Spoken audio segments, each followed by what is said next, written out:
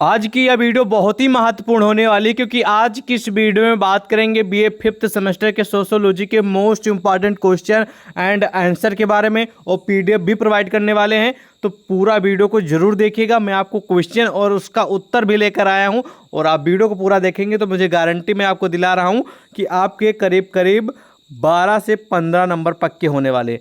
क्योंकि इस वीडियो में हम बात, जैसे कि आप सभी को मालूम होगा कि बीए फिफ्थ सेमेस्टर में पर सब्जेक्ट के 2 पेपर होंगे, सोशियोलॉजी हो, हिंदी हो, पॉलिटिकल साइंस हो, सबके 2-2 पेपर होंगे। ठीक है, अलग अलग दिन। ठीक है, तो आज की इस वीडियो में हम पेपर फर्स्ट के बारे में बात करेंगे, सोशियोलॉजी पेपर फर्स्ट यानी कि प्रथम पेपर के बारे में, और यूनिट नंबर फर्स्ट। तो यूनिट नंबर फर्स्ट से करीब करीब आपकी परीक्षा में 12 से 15 नंबर के क्वेश्चन आने वाले हैं, क्योंकि सबसे ज़्यादा महत्वपूर्ण यूनिट है वो है फर्स्ट, सोशियोलॉजी का। ठीक है, तो इसी से जुड़े सारे क्वेश्चन होंगे, तो ध्यानपूर्वक समझिएगा और ध्यानपूर्वक हम आपको बताएंगे भी। ठीक है, तो पहला क्वेश्चन है कि समाजशास्त्र का उद्भव एवं विकास बताइए। भाई आप समाजशास्त्र पढ़ रहे हैं, तो समाजशास्त्र का उद्भव यानी कि स्टार्टिंग कैसे हुई, ठीक है, और इसका विकास यानी कि दिन प्रतिदिन इसमें इंक्रीमेंट कैसे होता गया, ठीक है, उसके बारे में आपको बताना रहेगा। ये प्रश्न बहुत ही महत्वपूर्ण है, परीक्षा में ऐसे ही प्रश्न पूछा जाएगा कि समाजशास्त्र का उद्भव के बारे में बताइए, समाजशास्त्र के विकास के बारे में बताइए। तो आपको पहले से मालूम रहेगा तो आपको लोगों के लिए बहुत ही प्लस पॉइंट रहेगा। तो चलिए जानते हैं उद्भव और विकास के बारे में। ठीक है, तो समाजशास्त्र का तीव्र गति से विकास अमेरिका में हुआ। जो समाजशास्त्र का सबसे ज़्यादा विकास है और जल्दी विकास है वो कहाँ पर हुआ? अमेरिका में हुआ। ठीक है, किस देश में? अमेरिका में। अमेरिका, विकास का मतलब तो आप लोग समझते हैं ना, ठीक है, अच्छे से ना, कि सबसे ज़्यादा किस देश में विकसित हुआ है, सबसे ज़्यादा किस चीज़, जैसे कि आप लोग एग्जांपल के लिए मैं कई बार बता चुका हूँ, जैसे कि आप लोग लखनऊ गए, ठीक है, या फिर आप लोग मुंबई गए, ठीक है, वहाँ पर मुंबई गए, वहाँ पर आप 2 साल पहले मतलब कि 2010 में गए थे, तो वहाँ पर आपको 2-4 बिल्डिंग दिखी थी। लेकिन जब 2023 में गए तो आपको वहाँ पर बहुत सारी बिल्डिंग दिखी, तो आप लोग क्या बोलेंगे? अरे इस शहर में तो बहुत ही विकास हो गया, वही वाला विकास। ठीक है, चलिए, तो सबसे ज़्यादा अमेरिका में हुआ। उसके बाद अमेरिका का समाजशास्त्र आरंभ से ही अत्यंत समृद्ध रहा है। ठीक है, क्रांतिकारी समाजशास्त्र तथा नए समाजशास्त्र की उद्भव भी अमेरिका में ही हुआ है। ध्यान रखेंगे, क्रांतिकारी समाजशास्त्र तथा नए समाजशास्त्र की जो उद्भव यानी कि शुरुआत है वो अमेरिका में ही हुई है। ठीक है, या फिर अमेरिका में ही हुआ है।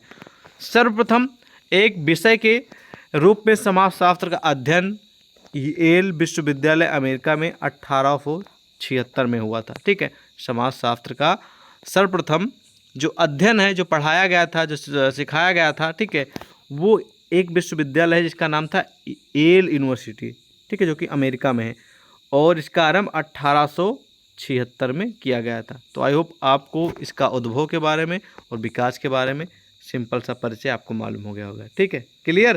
कोई डाउट? बेशक नहीं होगा, क्योंकि हम आपको ऐसी भाषा में और ऐसा उत्तर देते हैं कि आप अच्छे से समझ भी जाएं। ठीक है, बाकी बढ़ते हैं नेक्स्ट क्वेश्चन की ओर। अब नेक्स्ट क्वेश्चन है भाई कि समाजशास्त्र में विकास क्या है। भाई समाजशास्त्र तो आपने पढ़ा, जैसे मैंने आपको बताया था ना कि अभी एग्जाम्पल के लिए कि दिल्ली में आप मुंबई गए, ठीक है, वहाँ पर आप 2010 में गए थे तो आपको 1-2 बिल्डिंग दिखी, लेकिन आप 2023 में गए तो आपको बहुत सारी 10-15 बिल्डिंग दिखी वीआईपी। ठीक है, तो वो विकास हुआ ना। तो समाजशास्त्र में विकास क्या है, थोड़ा और एक्सप्लेनेशन के साथ समझते हैं। ठीक है, तो इस प्रश्न का मतलब आपकी परीक्षा में ऐसा प्रश्न आएगा कि समाजशास्त्र में विकास क्या है। ठीक है, तो आपको ध्यानपूर्वक पढ़ना है। विकास का समाजशास्त्र, ठीक है, एक ऐसा अध्ययन विषय है, अध्ययन मतलब सीखने का विषय है, ठीक है, जो समाज अर्थव्यवस्था के पारस्परिक संबंधों के अवबोध का प्रयास कराता है या फिर प्रयास करता है। यानी समाज के बारे में, जिस आप सोसाइटी में रहते हैं, जिस एरिया में रहते हैं, उसके बारे में, और जो फाइनेंशियल सिस्टम होता है, अर्थव्यवस्था होती है, उसके बारे में। ठीक है, समाज और अर्थव्यवस्था के बारे में जो संबंध है वो बताता है, और एक प्रकार से वहाँ के जो सिस्टम है उस सोसाइटी का, उसके बारे में ये बताता है। ठीक है, कि भाई किस तरह के का है, लोग कैसे हैं वहाँ पर, ठीक है, अच्छे हैं या फिर बड़े लोग हैं, फिर वीआईपी लोग हैं, सुविधाएं कैसी हैं। ठीक है, तो समाज और अर्थव्यवस्था के पारस्परिक संबंधों के अवबोध का प्रयास कराता है, समाज और अर्थव्यवस्था के बोध होगा कौन? समाजशास्त्र। ठीक है, इसमें यह खोजने का प्रयास किया जाता है कि किस प्रकार सांस्कृतिक, संरचनात्मक विकास एवं आर्थिक विकास एक दूसरे को प्रभावित करते हैं। यानी कि इसमें ये मतलब रिसर्च करने का कोशिश की जाती है, प्रयास किया जाता है कि संस्कृत यानी कि जो कल्चर है, रीति रिवाज है, ठीक है, ठीक है, संरचनात्मक विकास, ठीक है, एवं आर्थिक विकास एक दूसरे को प्रभावित किस प्रकार करते हैं, इसके बारे में जानने का प्रयास किया जाता है। समाजशास्त्र में विकास क्या है इसके बारे में, ठीक है, क्लियर। चलिए नेक्स्ट क्वेश्चन है, भारत में समाजशास्त्र का उद्भव कैसे हुआ। देखिए ये वीडियो ज़्यादातर उन यूनिवर्सिटी के छात्रों के लिए महत्वपूर्ण है जहाँ पर परीक्षाएं लिखित होने वाली। तो जो मैं आपको प्रश्न बता रहा हूँ ये आपके परीक्षा में अति लघु उत्तर में भी आ सकते हैं, लघु उत्तर में भी आ सकते हैं, दीर्घ उत्तर में भी आ सकते हैं। और अब की बार मैं आपको बता दूँ, जितने भी यूपी की खासकर यूनिवर्सिटी हैं उनमें फिफ्थ सेमेस्टर में, इस बार फिफ्थ सेमेस्टर में ज़्यादा यूनिवर्सिटियों में परीक्षाएँ लिखित होने वाली हैं। ऑब्जेक्टिव कुछ यूनिवर्सिटियों में होंगी, सभी में नहीं होंगी, लेकिन ज़्यादातर यूनिवर्सिटियों में परीक्षाएँ लिखित होंगी, इस बात को ध्यान रखेंगे। अगला प्रश्न है कि भारत में समाजशास्त्र का उद्भव कैसे हुआ। अभी तक आपने जाना कि समाजशास्त्र का उद्भव और विकास के बारे में, लेकिन भारत में समाजशास्त्र का उद्भव कैसे हुआ उसके बारे में जानते हैं। तो सन 1917 में कोलकाता या फिर कलकत्ता विश्वविद्यालय में प्रोफेसर ब्रजेंद्र नाथ शील के प्रयत्नों से अर्थशास्त्र विषय के साथ, ध्यान रखेंगे, इकोनॉमिक्स यानी अर्थशास्त्र विषय के साथ समाजशास्त्र का अध्ययन कार्य चालू किया गया, ठीक है। कहाँ पर? कलकत्ता विश्वविद्यालय में, ठीक है। किसके द्वारा? डॉक्टर ब्रजेंद्र नाथ के इनके प्रयत्न यानी कि इनके कोशिशों के बावजूद, ठीक है। अर्थव्यवस्था, ठीक है, अर्थशास्त्र के साथ समाजशास्त्र, ठीक है, एक सब्जेक्ट। पहले देखिए, अब आप लोग जानने लगे कि समाजशास्त्र पढ़ना है, पहले कोई जानता ही नहीं था शुरू में। भाई समाज तो सब जानते हैं कि समाजशास्त्र एक सब्जेक्ट भी बन सकता है, समाजशास्त्र बच्चों को पढ़ाया भी जा सकता है।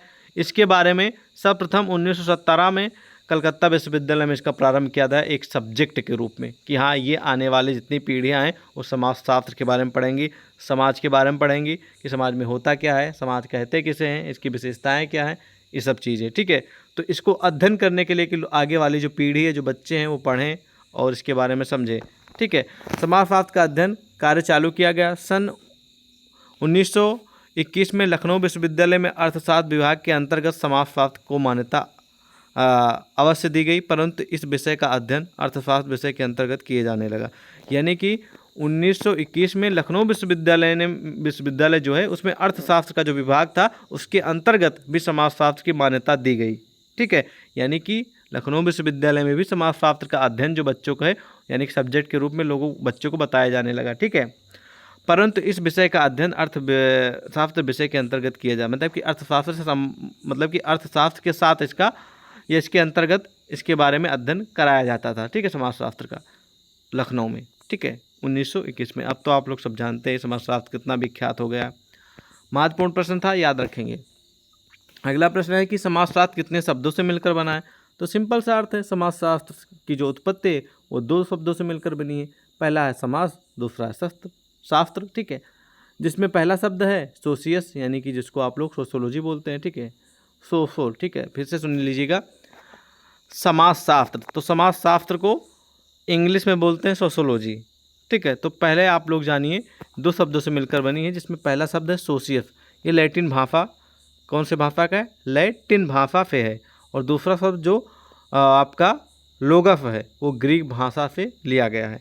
इस प्रकार समाजशास्त्र का शाब्दिक अर्थ है समाज का शास्त्र या समाज का विज्ञान, ठीक है।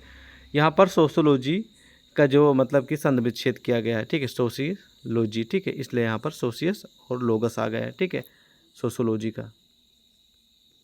Okay, clear. चलिए बढ़ते हैं नेक्स्ट क्वेश्चन की ओर। अगला प्रश्न है कि समाजशास्त्र और इतिहास में अंतर बताइए। बहुत ही महत्वपूर्ण प्रश्न है, समाजशास्त्र और इतिहास में संबंध बताइए। समाजशास्त्र और मानवशास्त्र में समाजशास्त्र और इतिहास में संबंध बताइए। समाजशास्त्र और राजनीतिक शास्त्र में अंतर बताइए। समाजशास्त्र और शिक्षाशास्त्र में अंतर बताइए। मानवशास्त्र में बताइए। इस तरह के क्वेश्चन देखने को मिलेंगे, ध्यान रखेंगे, ठीक है। तो जानते हैं समाजशास्त्र और इतिहास में संबंध हो सकता है, आपकी परीक्षा में प्रश्न आ जाए, हो सकता है समाजशास्त्र और इतिहास में अंतर आ जाए, इन दोनों में से क्वेश्चन फंसेगा, तय ध्यान रखेंगे। तो पहला है कि समाजशास्त्र का क्षेत्र विस्तृत होता है, यानी कि समाजशास्त्र का जो एरिया है, क्षेत्र है, वो विस्तृत होता है, यानी कि बड़ा होता है, ठीक है, विस्तृत होता है, बहुत बड़ा। जबकि इतिहास का क्षेत्र सीमित होता है, यानी कि जो इतिहास का जो क्षेत्र है वो सीमित है कि हाँ भाई इतिहास में ये हुआ, ऐसे ऐसे हुआ, तो वो सीमित हो गया कि हाँ भाई इतना इतना ही हुआ। लेकिन जो समास है इसमें तो बहुत सारी चीज़ें होया करती हैं, कभी क्या कभी क्या। ओके, उसके बाद समाजशास्त्र का सामान्य, ठीक है, समाजशास्त्र एक सामान्य विज्ञान है क्योंकि इसका संबंध समाज से है। ठीक है, एक सामान्य विज्ञान है जिसका संबंध सोसाइटी, जिस समाज में रहते, जिस एरिया में रहते हैं उससे है। जबकि इतिहास एक विशेष विज्ञान है क्योंकि इसका संबंध केवल ऐतिहासिक घटनाओं से ही है। ठीक है, ध्यान से सुनेंगे। जबकि इतिहास एक विशेष विज्ञान है क्योंकि इसका संबंध केवल ऐतिहासिक घटनाओं से ही है। यानी कि कहने ऐतिहासिक घटनाएं आप लोग जानते हैं, ठीक है, जो पुरानी हो चुकी हैं, ठीक है, ऐतिहासिक घटनाएं पुराने समय में, ठीक है, इतिहास में, तो वही सब घटनाएं के बारे में इतिहास में जाना जाता है। ठीक है, उसके बाद अगला आपको अंतर दिखेगा, समाजशास्त्र वैज्ञानिक पद्धति का प्रयोग करता है। किसका? जो वैज्ञानिक होते हैं, जो विद्वान होते हैं, साइंटिफिक ही जो सिस्टम होता है उसके अनुसार ये कार्य करता है, प्रयोग करता है जितने भी चीज़ें होती हैं। जबकि इतिहास ऐतिहासिक विधियों का प्रयोग करता है। तो इसका मतलब ये होगा कि ऐतिहासिक विधियों का मतलब ये हुआ कि जो इतिहास में सिस्टम बना आ रहा है पहले से, उसी के हिसाब से जो नियम कानून है उन्हीं के हिसाब से कार्य किया जाएगा। ठीक है, कहते नहीं कि इतिहास गवाह है।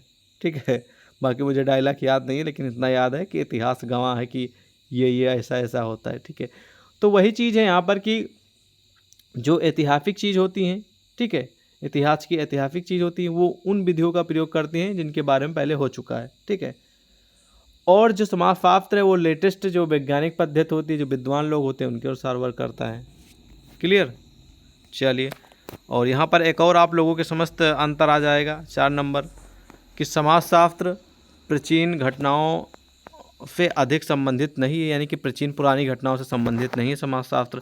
ठीक है, लेकिन जो इतिहास है वो प्राचीन घटनाओं एवं ठीक है घटनाओं के अध्ययन करता है और उससे ही संबंधित है।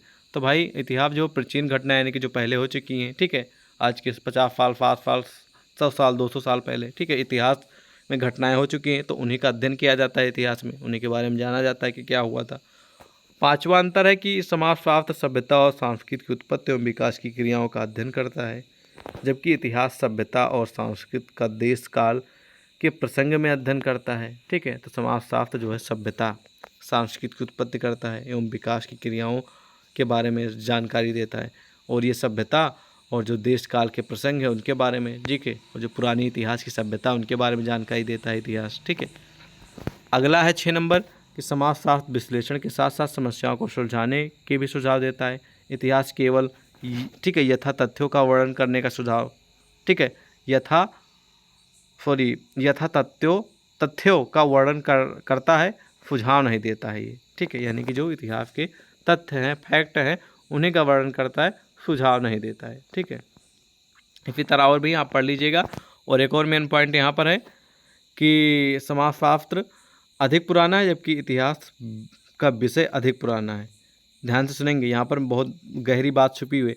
समाजशास्त्र अधिक पुराना नहीं है, समाजशास्त्र अधिक पुराना नहीं है जबकि इतिहास विषय अधिक पुराना है। तो समाजशास्त्र के बारे में मैंने आपको बताया कि भाई लेटेस्ट में इसके बारे में 1917 में अपने देश में स्टार्टिंग हुई। ठीक है, और जो इतिहास है ये आज के 200 साल 500 साल 1000 साल पहले से ही चला आ रहा है। ठीक है, जितना बोले उतना कम ही होगा। ठीक है, इतिहास के बारे में बहुत पुराना है। ठीक है, ये हो गया क्लियर। आपने समाजशास्त्र और इतिहास के बीच संबंध और उसके अंतर के बारे में जाना।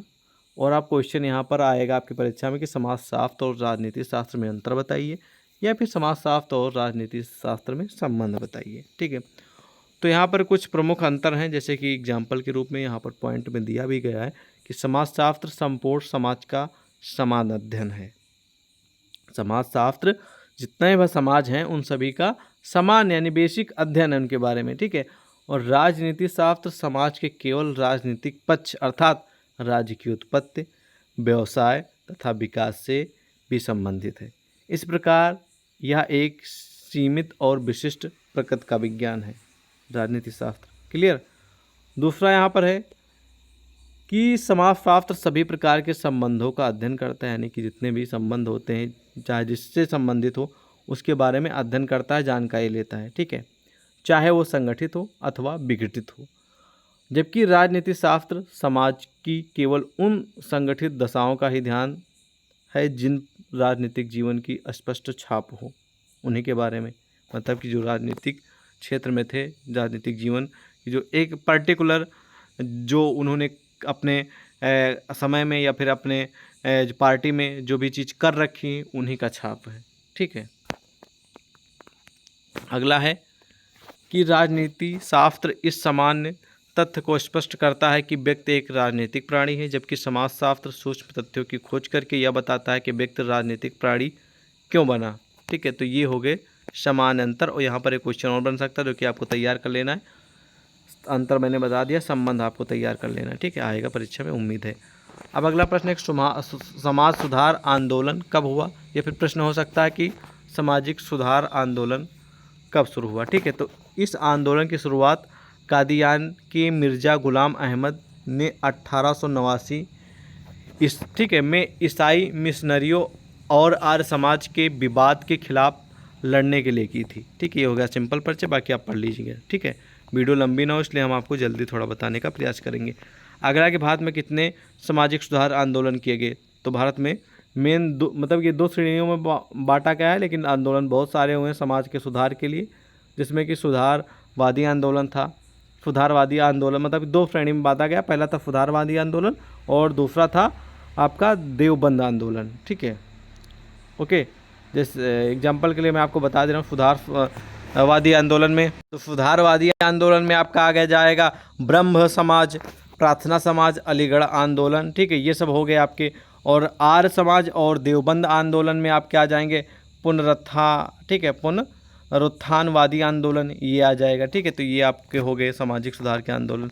अगला प्रश्न है कि सामाजिक सुधार आंदोलन के क्या कारण हैं। तो यहाँ पर कारण भी दिए गए हैं कि जन्म के समय कन्या शिशुओं की हत्या प्रथा प्रचलित थी, समाज में बाल विवाह की प्रथा थी। ठीक है, बहु विवाह की प्रथा देश के कई हिस्सों में प्रचलित है, विधवा पुनर्विवाह की अनुमति नहीं थी और सती प्रथा बड़े पैमाने पर प्रचलित था। तो ये सारे सामाजिक सुधार आंदोलन के कारण थे जिन पे सुधार किया गया। ठीक है, ओके। फ्रांसीसी क्रांति क्या है और इसके कारण बताइए। बहुत टॉप लेवल का क्वेश्चन, 100% श्योर आएगा ही आएगा।